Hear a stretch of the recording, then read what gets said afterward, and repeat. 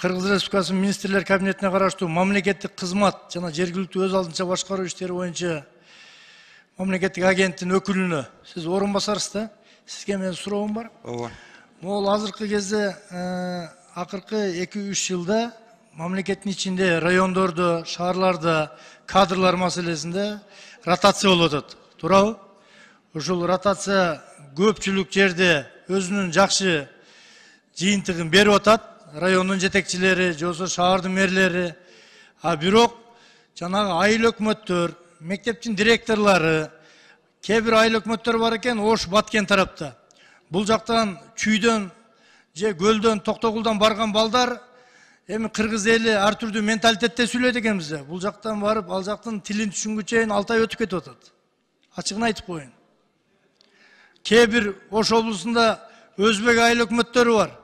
Чүйдөн бирөөнү алып барып койсоңор, ал жердин тилин түшүнгүчө 6 ай өтүп кетип атат.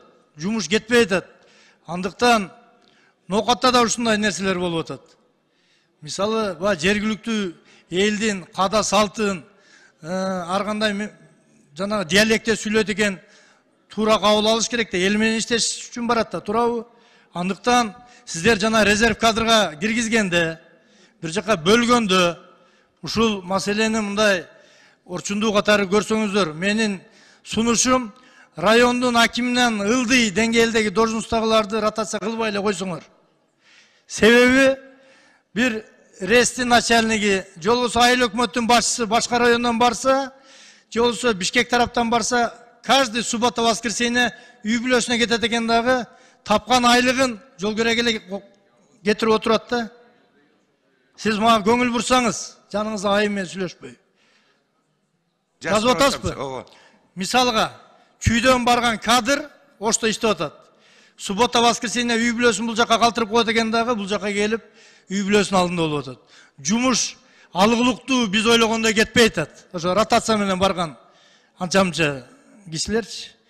Ал местный элдин тилин түшүнгүчө жылдап өтүп кетип атат. Жумуш кетпей атат.